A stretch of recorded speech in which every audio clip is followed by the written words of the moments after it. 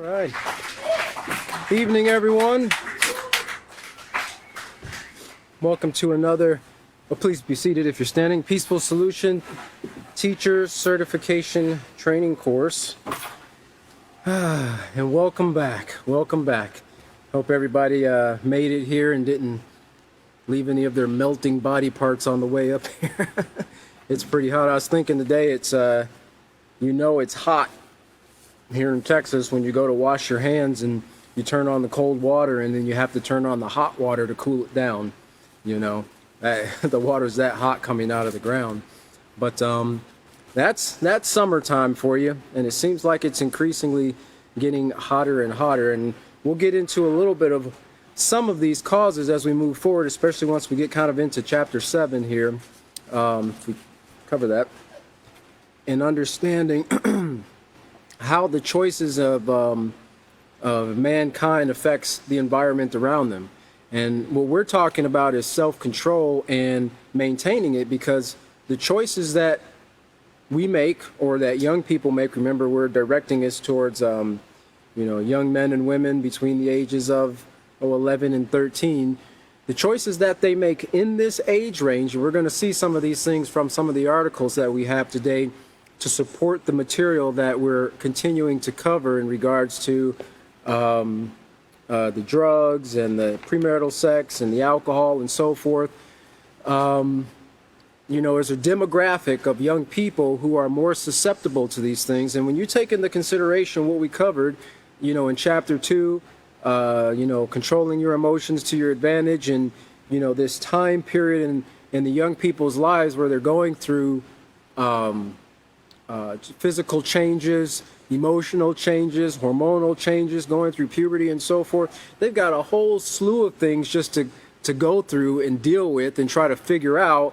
And then you add some of these things, which we've been talking about for the last several classes, into the mix of it. That adds an even deeper level of confusion that could be hard to bring a person back out of once they've gone so deep. Not impossible, but it can be very difficult. Well, our goal is to try to kind of stem that deep dive into confusion, so to speak, before the student gets there. And right now, it's a monumental task that lies ahead of us, but it's not an impossible task, and that's what we want to keep in mind. So we're going to continue here in chapter 5. This is maintaining your self-control, and we're going to be picking up on page 142.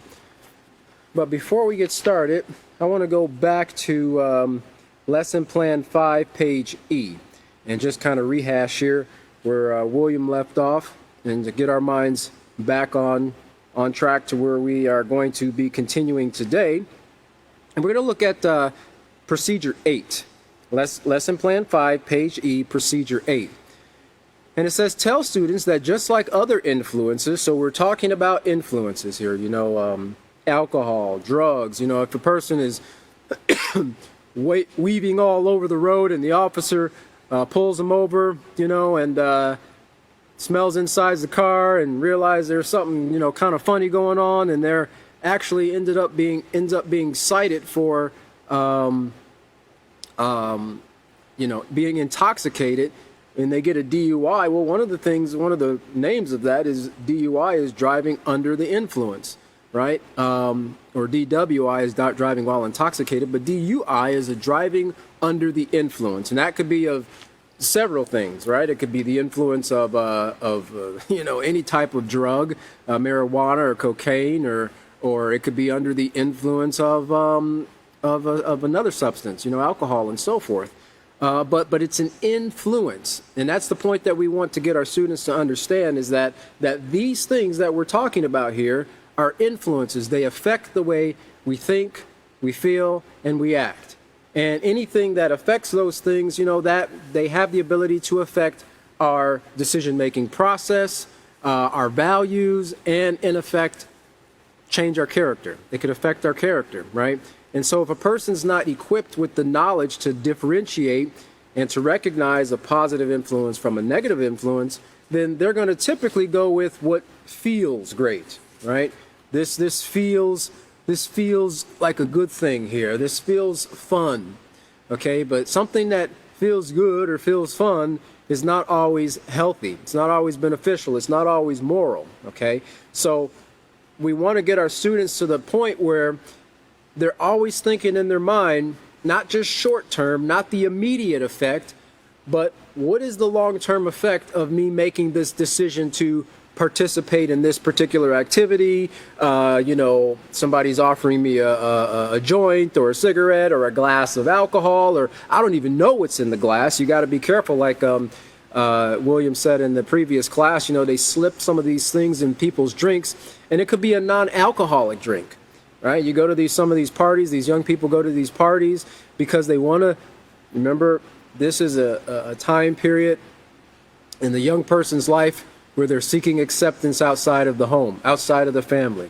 They're tired of mom and dad, they're old-fashioned, they don't know what fun is, and my little brother and sister, they're boring, I don't want to hang out with them, I want to hang out with people my age. I want to get out and have some fun, stretch my legs, spread my wings, and so forth, and then they go to these parties and they end up getting roofied, the date rape drug and so forth. And I think Rohypnol might be one of the names of them. And in some cases where it goes that bad, they do end up getting raped. And this is not only the case for women or young women, but also for young men as well. So tell students that just like other influences, peer pressure can be both positive and negative. Have students turn to page 138, which we covered this in the previous classes, and read the section. There are two sides to every coin, and emphasize that risk-taking behavior is a result of a lack of self-control. And like William mentioned in the previous classes on some of these people who actually go out and engage in risk-taking behavior, seeking acceptance, seeking popularity. Now these aren't necessarily 10 and 11 and 13-year-olds. These are what society would classify as adults, right? Supposedly rational thinking adults who are going out and deliberately engaging in risk-taking behavior, all for the purpose of getting more likes, getting more viewers, getting more subscribers, and kind of the bottom line for a lot of them, getting more money in their bank account. And many of them have lost their lives as a result of this. You don't get a second opportunity when you lose your life. You go out and you engage in some of these risk-taking behaviors, and you don't get a second opportunity. Sometimes it might not be death. Sometimes it might be a permanent disability that someone else has to be burdened with addressing, taking care of, right? You have a child who engages in something, they go and they try a drug, or they get drunk, or they go binge drinking, as was mentioned in the previous class, and they go and get themselves in some type of an accident, right? And that accident permanently disables them to where they have to be taken care of full time for the rest of their life. It's important to impress in the mind of the students that our choices don't just affect us. They ripple outward and they affect those in our environment. And even though a parent would not desire to see their child die as a result of abusing alcohol or drugs, I think just as much they don't want to see their child suffer for the rest of their life being an invalid, being mentally disabled, not able to make decisions, because you always have a parent always has that remembrance in their mind of how they were a young, bubbly, energetic, person who was full of life, and then they look at their child now because of a bad choice, right?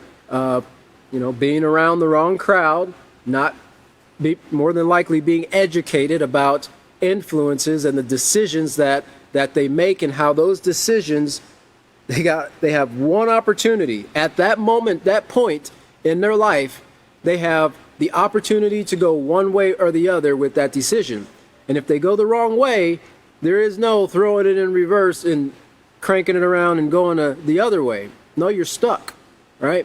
And it's a challenge as teachers to try to impress that in the minds of our young people. There's probably to some degree, a little bit easier, 20 or 30 years ago, because they didn't have all these other influences that are so readily available at the fingertips that is, on the majority of a lot of young people, elementary school students, hips or book bags. They have cell phones and things like that. We talked about that. Students that aren't even in the double digits yet, they already have cell phones, and many of them have unrestricted use to those cell phones. So they have all these influences bombarding them in a time of their life where they're ill prepared to make rational, moral decisions.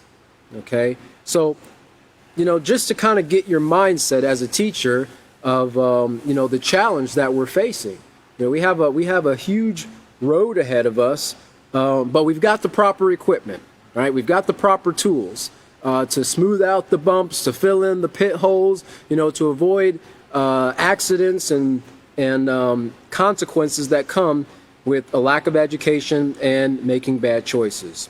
So emphasize that risk-taking behavior is a lack of self-control, and instruct students to turn to the section entitled Be Your Own Person, and that's going to be in a couple pages here, found on page 144. Well, we're going to be picking up on page 142, continuing in that same line of thinking, teaching that William covered, and I just want to go back and read one more time here. In our purpose and objective for this lesson, for chapter 5 here, it says, students will learn how influences can affect their ability to maintain their self-control.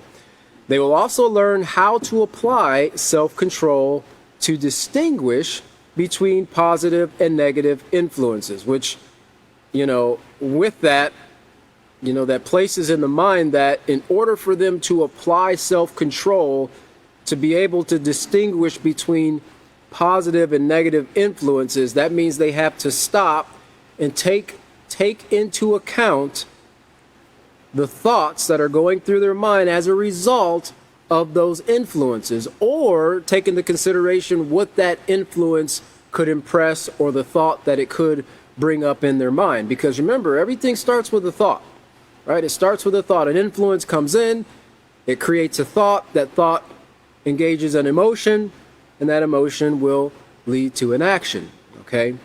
So having this will help them to distinguish between positive and negative influences, and to not let others bring them down to their level. All right, and that's a great statement there. Not to let someone bring you down, and it's not to look down on other people, but we're building positive character. We're building morality in our students. When people influence your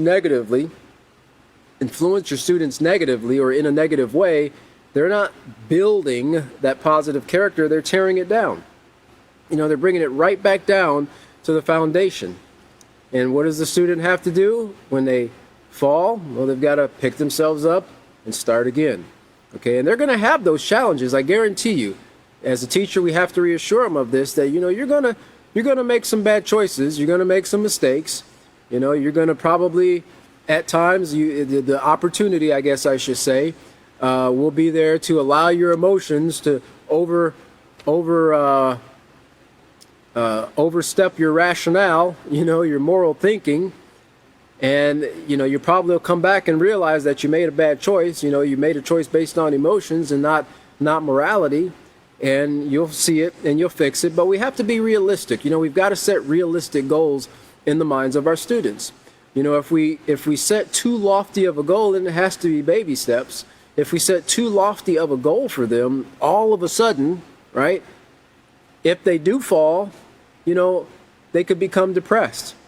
They could start thinking they're a failure, because they're looking at this tall goal over here. How am I ever going to get there? When as the teacher, it's kind of our goal to just put this step right in front of them, right? They just have to make it up this one step. Now they can focus on making it up to this next step and so forth. All right. And so, like we mentioned here, the journey of 1,000 miles begins with the first step. And 1,000 miles can seem very daunting, especially if you have to walk 1,000 miles in 108-degree weather, But It's not impossible. I just looked at an article for some guy who was the first person to circumnavigate the globe. I don't think he had to navigate it, but on foot. Just him and his buddy old pal, the dog.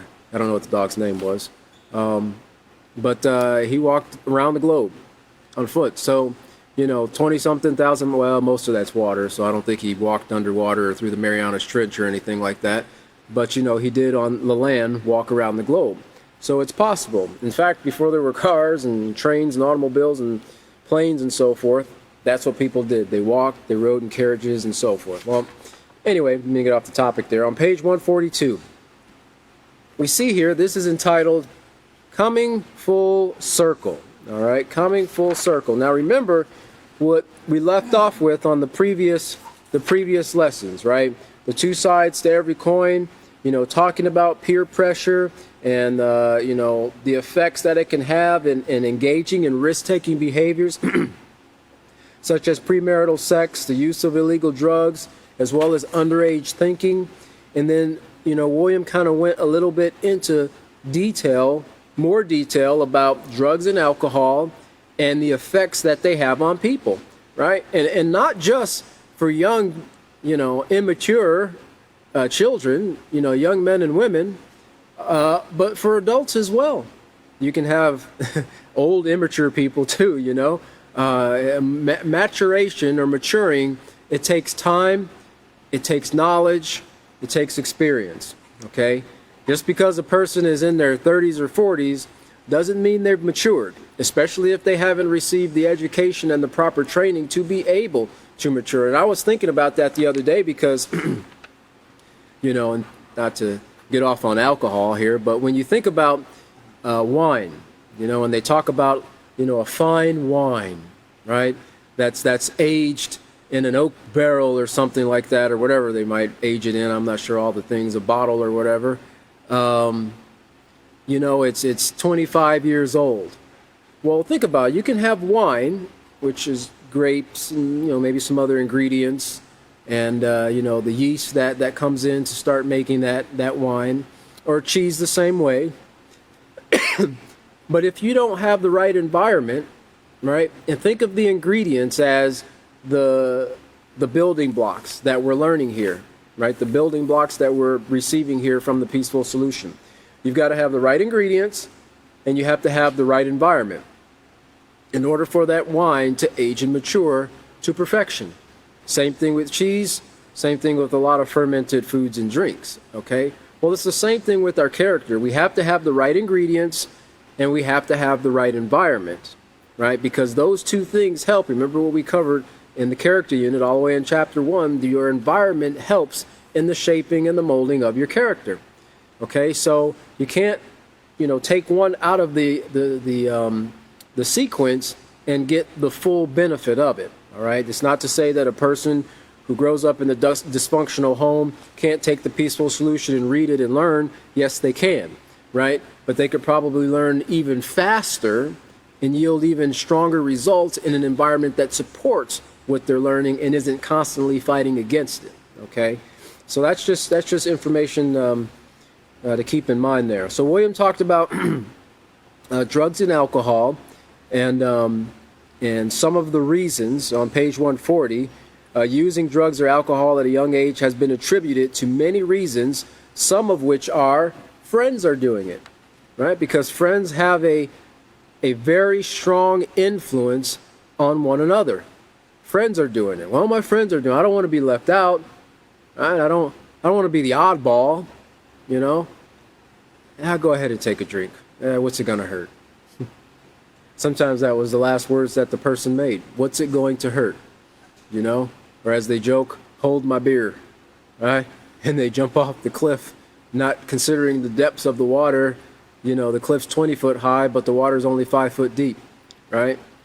And that's what people do a lot of times with these things. They jump off the cliff, not taking into consideration how deep the water is, and that they're going to seriously injure themselves because friends are doing it. Well, if your friends are doing something that's immoral, and this is why we laid that foundation in the mind of the students in chapter 4 of the character unit, of the acceptance unit, right? How to choose friends. What are friends to begin with?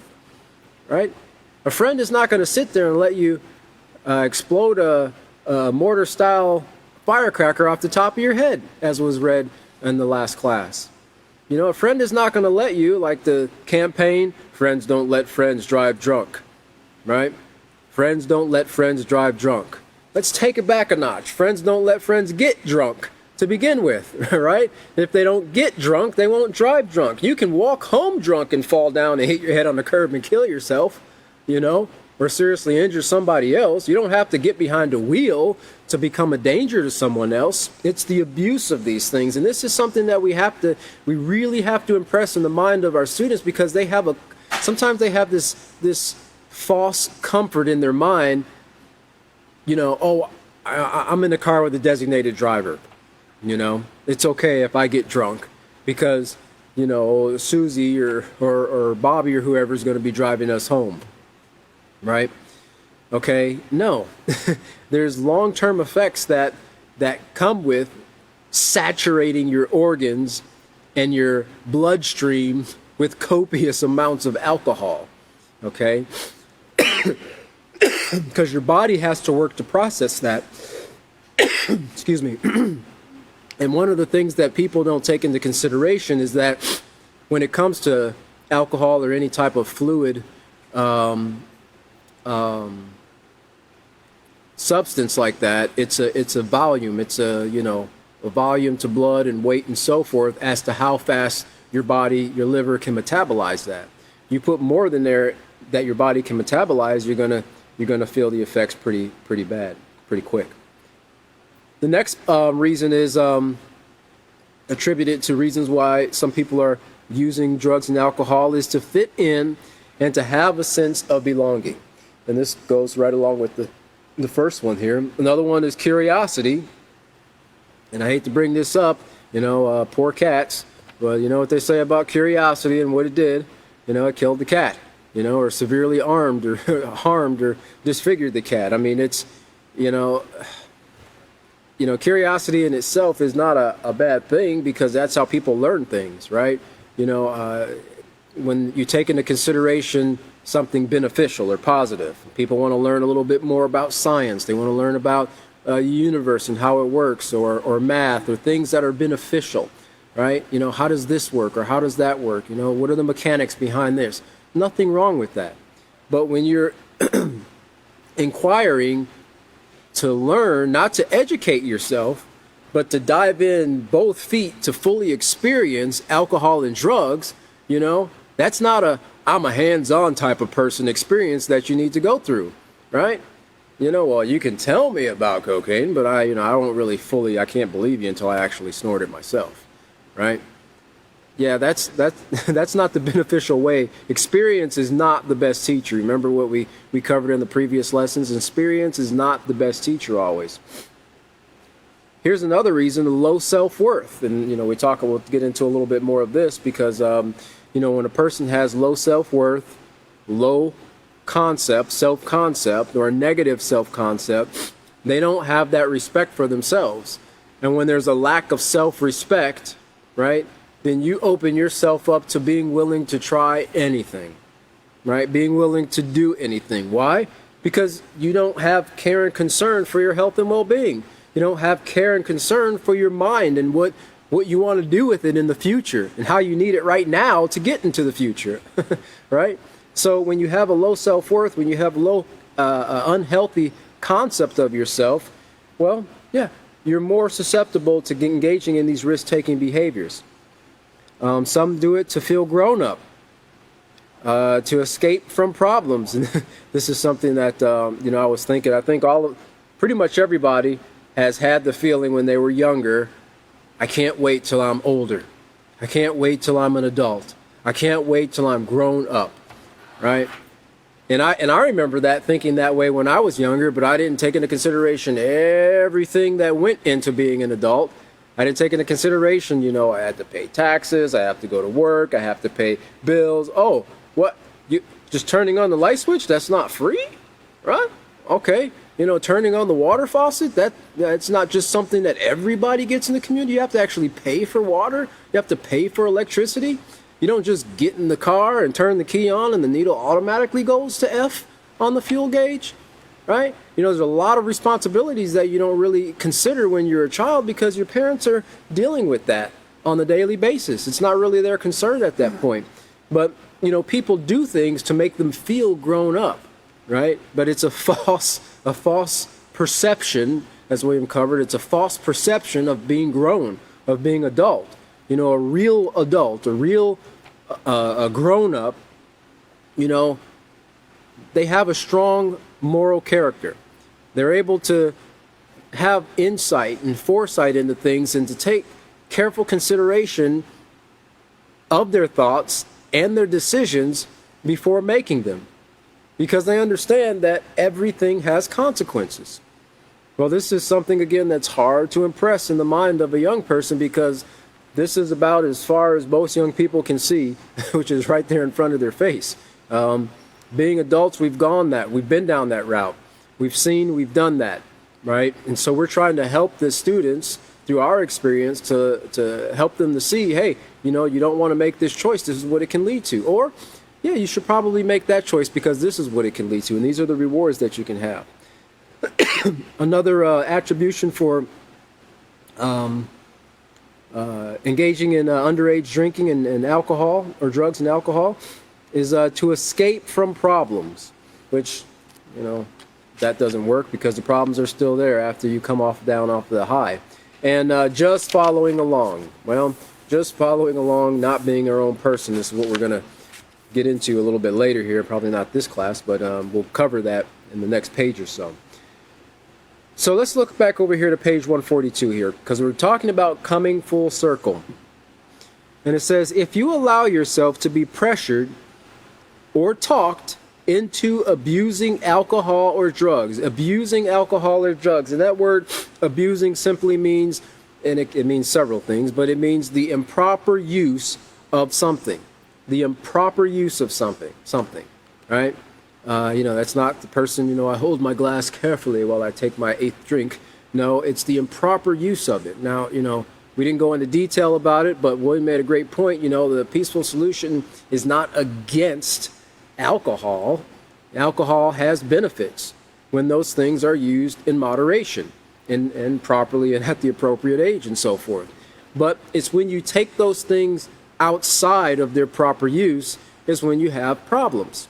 You know, like a person who's just had a major invasive surgery and then they're given antibiotics and some painkillers, right? Well, they have on the side of that bottle, use as directed, use as prescribed, right? If there are any concerns or any problems, they always say, consult a physician, consult your healthcare professional, and so forth. But they directly tell you to use it as directed.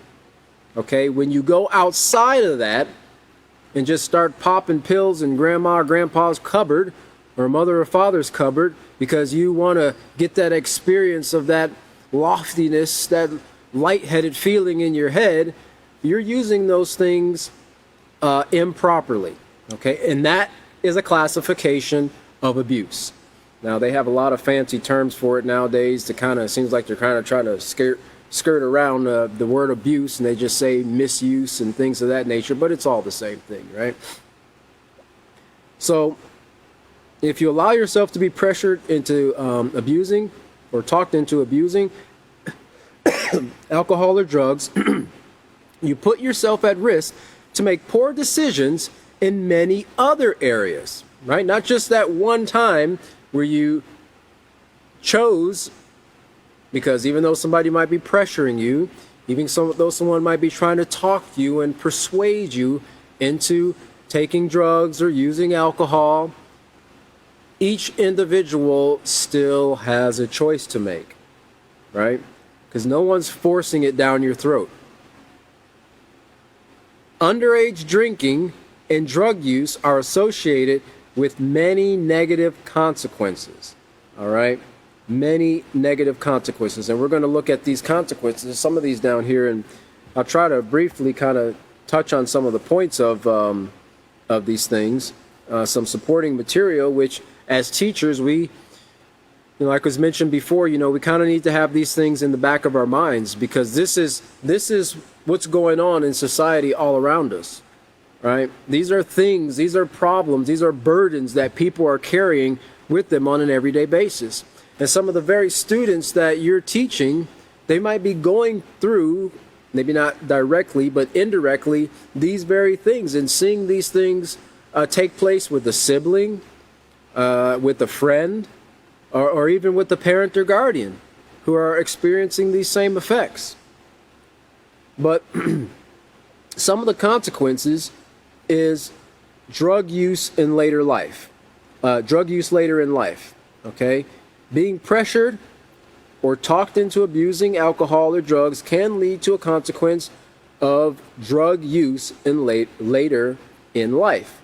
William mentioned in the last class, or a class before, gateway drugs. Gateway drugs. And this kind of made me think about this with this drug use later in life, because there's two things, 2 points I want to make here. But gateway drug, if you just look up gateway drug, it is simply a habit-forming drug that, while not itself addictive, it's a habit-forming drug that, while not itself addictive, may lead to the use of other addictive drugs. Now, the main culprits that are considered gateway drugs are nicotine, alcohol, and marijuana. Nicotine, alcohol, and marijuana, and I believe that was brought out previously. And it says using just one of these drugs creates the risk of wanting to use bolder substances. Now, remember, when people engage in these things, and nicotine and alcohol, marijuana, and so forth, it reacts with the endorphins in the body, the hormone. They call it the feel-good hormone, okay? And you get that euphoria, that feeling that, oh, this is so relaxing. Oh boy, that feels great.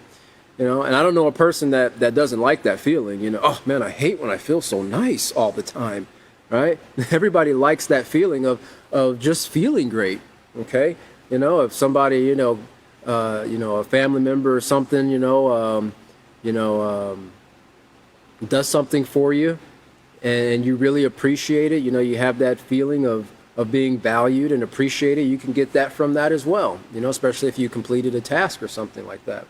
But you get these same things with nicotine and alcohol. That's a positive example. This is a negative example. And it says here, using just one of these drugs creates the risk of wanting to use bolder substances as a teen builds up their tolerance. And that's the point that I was wanting to make there, is that when you start putting these substances in your body, then over a period of time you get a tolerance to it, right? So one pill, which might have made you feel great, doesn't do it anymore. Now you've got to use 2 pills. Now you got to use 3 pills, or 2 drinks, or 3 drinks, or 4 drinks, or bottles, or whatever. Okay, until the point where you're severely taxing your the systems, your body systems. Okay, your vital systems in your body that need oxygen and blood flowing properly and everything else to be healthy for every other one of those systems to function properly. When one is hindered, it affects all the other systems. Okay, same thing with the organs. Kind of like working as a team. Your organs, your systems, they're all a team, right? And if you've got 5 guys carrying 1,000 pounds on their shoulder, right? And if somebody cuts out and is not doing that work, now you've got 4 guys carrying 1,000 pounds on their shoulder. So it went from 200 pounds per person now to 250 pounds per person, or so forth, or hope my math's not off on that. But when one thing is weakened, all the others have to be brought up to speed, have to do more work and so forth. This is the same thing that takes place within our bodies, and it could actually put a greater strain on those organs. Typically, these 3 drugs, nicotine, alcohol, and marijuana, are much easier to get access to than harder street drugs or prescription drugs, or as William mentioned in the previous class, the designer drugs, okay? Designer drugs. Then there's also something with drug use later in life that goes along with this, the law of effect. They call it the law of effect. And tying that in with this drug use later in life, it says the law of effect principle developed by Edward Thorndike suggests that responses closely followed by satisfaction will become firmly attached to the situation and therefore more likely to reoccur when the situation is repeated. Okay? Responses closely followed with satisfaction, that feeling of satisfaction. All right? So you engage in something, right? And you feel great, whether it's drugs or alcohol. When you're presented with that same thing again, yeah, you're more willing to drink. You're more willing to try a drug or a new drug that you haven't tried before. Conversely, if the situation is followed by discomfort, the connections to the situation will become weaker and the behavior of response is less likely to occur when the situation is repeated. And I've heard that said by people in the past. You know, I tried that once, I didn't like it. You know, I vomited, I was sick for days. You know, it was horrible. I never touched the stuff ever again. In fact, I never touched any drugs, or I never drank alcohol, or whatever the case might be, you know, because there was a negative effect that went with that, the trying of that. All right, so one of the things that also is associated with drug use is poor grades. Now, remember, we're talking to about young people here. And, you know, as William mentioned about the, you know, delayed reflexes and so forth, the peripheral vision, you know, your cognition is slow. And, you know, he talked about the different parts of the brain that get affected when alcohol is consumed in great abundance. Well, your grades start dropping. Why? Because your brain is not working the way it's supposed to.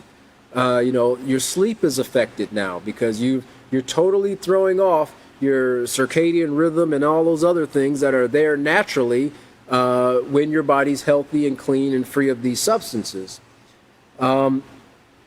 This is from the National Institutes of Health, and it talks about, it's got a whole list of things, but it talks a little bit here about the effects of alcohol on the brain. And it says, alcohol slows down the chemicals and pathways your brain uses to control your body, altering mood, slowing down reflexes, and affecting balance.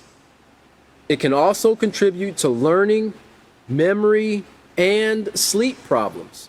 All right, learning, memory, and sleep problems. Sleep is very, very, very necessary for you to have a healthy body, right? It's a part of growing up, you know, getting a healthy night's rest. In fact, that's what a lot of, you know, medical professionals say, that part or one of the keys to having a healthy body and to have lowered stress levels, lower cortisol, which is a stress hormone that is released from your body, is a proper night's rest, okay? And you see a lot of teenagers, they go through this as they start going through their growth spurts and everything, and, you know, they'll do just fine sleeping 12 or 13 hours a day if you would let them, right? But no, that's not healthy. But you got to get a proper amount of rest. Well, when you engage in this alcohol, it contributes to these problems with your learning, which means it makes it difficult for you to gain information, new information, okay? Not only that, but your memory. So it affects, it creates a problem where now, what little bit you might have gained, you can't hold on to it. Your brain is just like, oh yeah, I saw that. Oh, what's that pretty bird over there? You know, the attention span just gets so short, you know, and other cognitive functions get so damaged that your brain can't function the way that it was intended to. And you think about this with young people, you know, I think it's around about, if I'm not mistaken, about age 8 years old is when kind of there's a great slowdown in the brain cell production of young people. It's phenomenal from birth. And it kind of, if you were to watch a graph, it kind of goes like this, and then it kind of levels off, and it slowly starts to decrease. And with young people, the way you feed those brain cells is with knowledge, with information. And this is why this is the best time to feed your children with this knowledge and information so that it can be stored in their minds. Well, if they don't use it, then those things start to kind of atrophy, so to speak. You've ever seen somebody who maybe was in an injury and they broke their hip or their leg or something, or their arm, or if you've ever done it and you had it in a cast or in traction for weeks or months, well, the muscle starts to atrophy. It starts to get smaller because it's not being used, and you have to build it back up with protein and exercise as well. Well, it's the same thing with our brains. Our brains can actually physically get smaller with less use.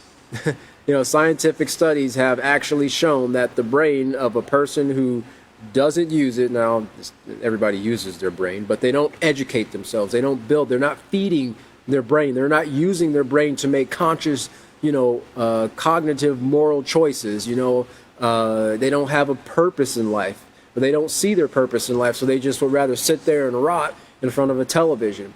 Their brain scans show very little activity, and they also show that their brain is physically smaller than somebody who is on the other side of the spectrum. Okay, so yeah, you can make your brain fat, fat and healthy, strong and healthy, and contrary to popular belief, having a fat brain is actually beneficial. Your brain likes fat. It loves it very much, along with sugar too. And that's another important thing with self-control. Scientific studies have shown that sugar helps in practicing of self-control. So we have drug use later in life. This can contribute to. Poor grades is another thing. And then we also have a loss of friendships. I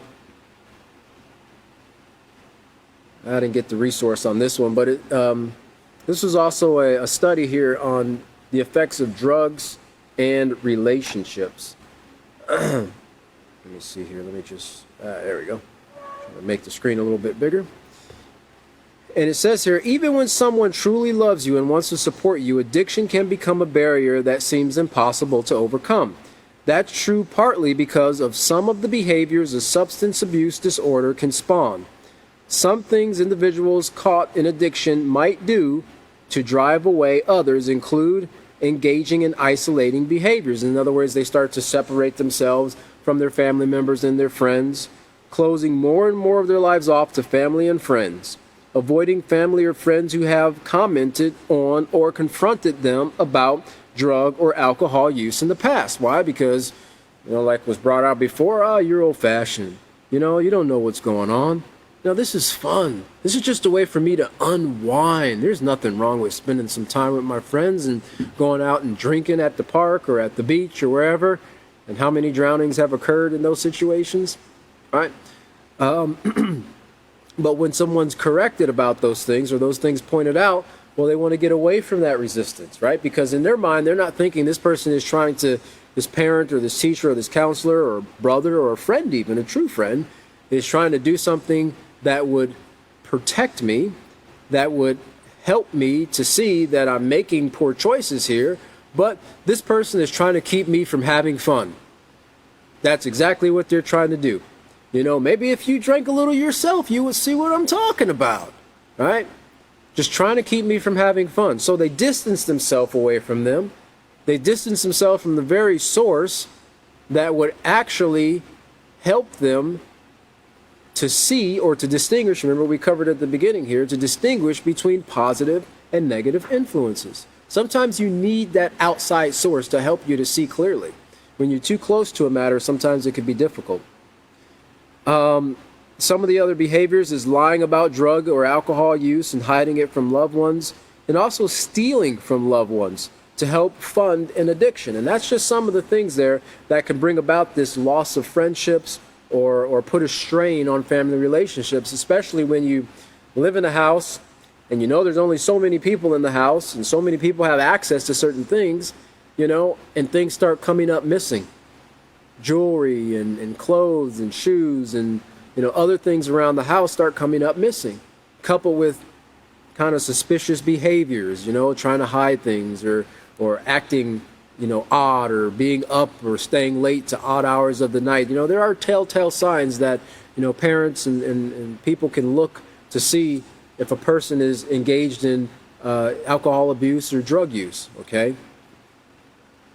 So we have strain on family relationships. Also, it can lead to premarital sex, which can lead to unplanned pregnancies, STDs, and abortion.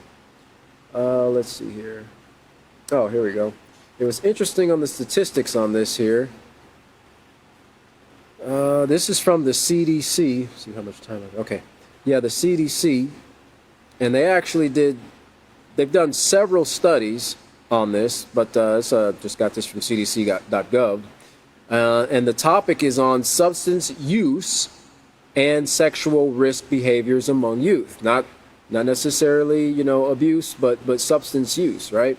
And in many cases, these things, as we talked about, falls under the category of abuse, right? Because if it was being used properly, it wouldn't lead to these things. Using things appropriately, things that don't bring harm to your body, don't bring harm to your mind, they're not going to guide you into these risk-taking behaviors. And this research here, they did, it was from the Surgeon General. They had a report entitled Facing Addiction in America. And it says the misuse of substances such as alcohol and drugs is a growing problem in the United States. Although substance misuse can occur at any age, the teenage and young adult years are particularly critical at-risk periods. Well, remember what we've talked about the influences and how impressionable and how people are seeking acceptance. And so when a person it's like a person who wants to get a promotion in a company, well, what will you do to get this job as executive vice president? I'll do anything, right? I'll do anything, okay? And sometimes people do anything. Okay, not taking into consideration their morals are also a factor that needs to be considered in the anything that they're willing to do. No, they should always be considering, I'll do whatever is morally necessary to obtain this job. Same thing with our health and our character. It says here, research shows that the majority of adults who meet the criteria for having a substance use disorder started using substances during their teen and young adult years. Drug use later in life ties right back into that first point there. Teen substance use is also associated with sexual risk behaviors that put young people at risk for HIV, sexually transmitted diseases, and pregnancies. The very thing that we're talking about here, which this premarital sex also is a consequence that comes with being pressured or talked into abusing alcohol or drugs. I guarantee you, most young people, if any young people who suffer these consequences, take into consideration any of these things before they engage in these risk-taking behaviors, before they engage in that first drink or that first smoke or whatever the case might be. So it says here, to address these issues, more needs to be done to lessen risk and increase protective factors for teens. Well, the best thing they can do is educate them before they do it. Education is a powerful, very, very powerful tool that when a person knows something and they know the dangers of it, they won't engage it. You think about a child that I've seen parents horrified, because their little toddler who was never taught to be afraid of a snake is running towards mom and dad because look what I found in the yard, and they got the snake by the tail. To them it's no different than a moving belt with eyes, but to the parent they're like, oh, what you got? You got this snake, especially if you're terrified of a snake, they're not taught to be afraid of those. They're not educated to know the dangers of certain types of snakes, right? Well, when you recognize, hold on, don't touch that snake. That's a poisonous snake, or that snake it's non-poisonous. Well, I still don't want to touch it, but it's non-poisonous, right? And so this is the same thing with young people, giving them education and helping them see the consequences, I remember the author saying one time at a conference we had regarding young people, he said, I don't think that it's, young people are deliberately trying to do things to endanger their lives, to be rebellious, to be risk-taking. He said, I just don't think that they consider the consequences of their actions before they do it. If they were to consider the consequences, the majority of them would not do it. Some still would because they have to see it, they have to experience it, right? But the majority wouldn't because they're conscientious and they're educated. They'll see that this can really hurt opportunities for me in the future, including my health, job opportunities and so forth. So let's see here. I don't want to go through this whole article here, but it basically says the same thing in support of the peaceful solution here.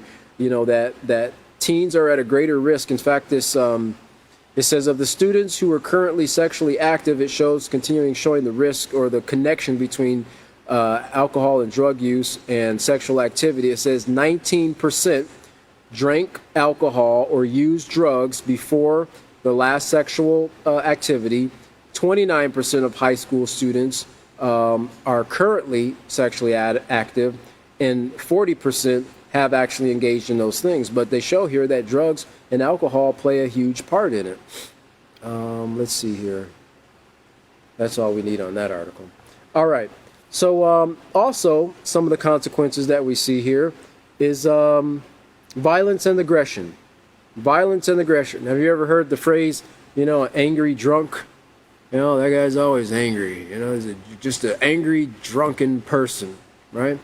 Well, they found that there's a connection between the two. Now, remember these things that we're talking about because these are influence. This alcohol and drugs, they're influences. We're not out of this chapter on maintaining your self-control. Okay, we're still talking about things that we need to do to maintain our self-control. These are things that take away your ability to maintain your self-control. They're influences that are not only physical influences, but they affect the mind.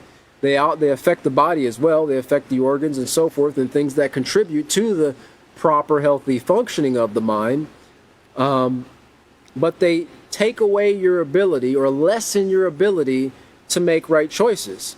And if it lessens your ability to make a right choice, you don't have the control that you need to have over your mind, over your thoughts, over your feelings, over your actions. Right? So these are harmful influences when you look at them in the category of positive and negative. When they're used outside of their proper, when they're used improperly. When we say here, the improper use of something is abuse. Well, the World Health Organization, WHO, has found that the use of alcohol is more closely associated with aggressive behavior than any other type of psychotropic substance. But of course, it's different in different people.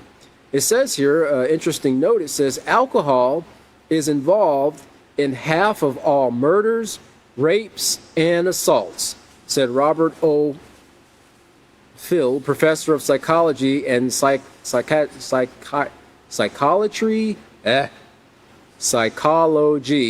and psychiatry at McGill University. But the dynamics of this association are complicated. And then they go on to show here that alcohol can provoke different emotional responses for different people. For example, they say here, it can make some people sad and others angry. An interesting note here says if you have a natural tendency to be angry, drinking alcohol may cause you to become more aggressive. All right, so if that's already your tendency, if that's already, a characteristic feature, if that's already a trait that you go back to when something takes place that you don't like, then drinking alcohol is going to take away your barrier, your guard, for you to go, okay, yeah, this is something I don't like, but I can handle this in a better way, right? Let me step away from this. Let me count to 10. Let me go talk to somebody. Let me go out and get a breath of fresh air. No, alcohol is like, get him, rip his arms off, or whatever the case might be. Because you're under the influence of something that has taken away all inhibitions of you making a moral choice. This is why the abuse of these things are so dangerous, right? They're so dangerous. And I'm telling you, as teachers, this is a challenge you're going to face, because a lot of young people, they just don't see what the problem is. I don't see how that's wrong. If I'm in my house and I'm in my own room and I want to get drunk, who cares, right?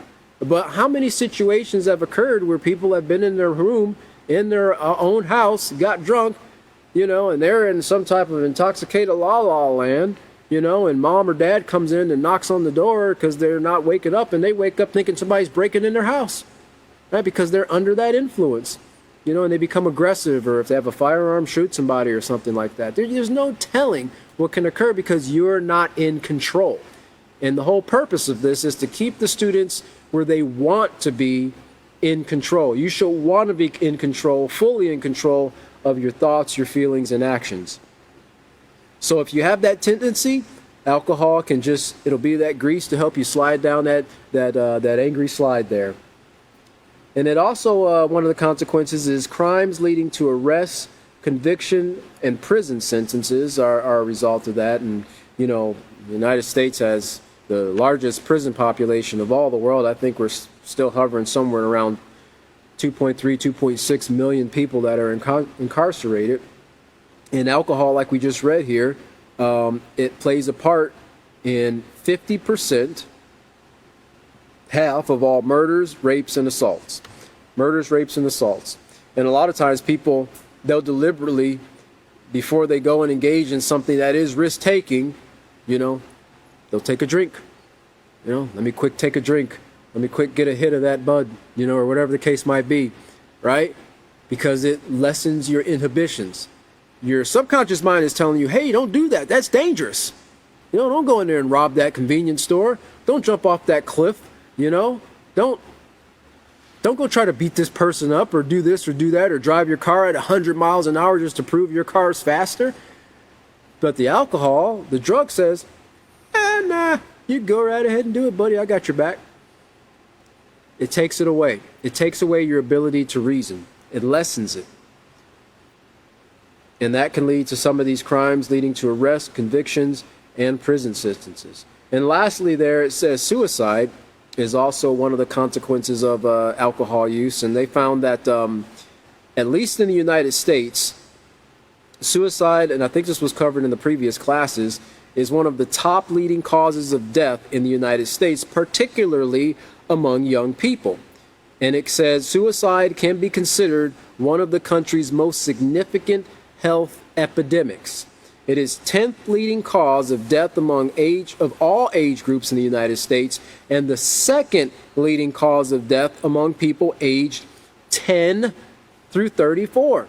10 through 34. Now you think about what's going on in the mind of a 10-year-old that would make them want to end their life. Like I mentioned before, a permanent solution to a temporary problem.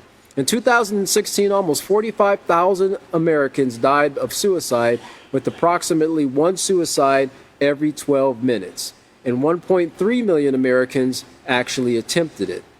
Let's see here. I just want to get to this last part. It says, those with alcohol dependence are 10 times more likely than the general population to commit suicide, and those who use drugs are 14 times more likely to attempt suicide than the general population. So we see that influence there increases your risk of death by your own hands because of, how it makes you feel. People go on these great highs and then they come off that highs and they're in a really deep low. And they've got depression and anxiety and all these things that are building, coupled with anger and the low self-concepts, low self-worth. It just kind of culminates into a big bowl of goo that causes the person to think in their mind, well, what's it all for, right? That's the time when they need help, really. Well, they need it before then, but especially then. It says, additionally, 22% of suicidal deaths involve alcohol intoxication. 20% involved opiates. 10.2% involved marijuana. 4.6% involved cocaine. And 3.4% involved amphetamines. And it says, according to multiple studies, over 50% of suicides are associated with dependence on drugs and alcohol. And at least 25% of people with alcohol or drug addiction commit suicide. Additionally, more than 70% of adolescent suicides are associated with drug and alcohol use and dependence. So we're seeing this, plays a huge part in the demographic that we're working with right here to try to make them aware of, like I said before, these are lifelong consequences that can be had if a person doesn't take into consideration the influences that are being presented to them, whether those influences are positive and negative, and how it's going to affect them later in life. Well, we're going to pick up and continue with this coming full circle next class on continuing on page 142. Our next class is going to be Sunday, the 17th at 5:30 p.m. Central Standard Time. Again, we do thank everyone for joining here locally and watching online. We hope you have a wonderful rest of your day, and we look forward to seeing you at the next class. Have a great evening.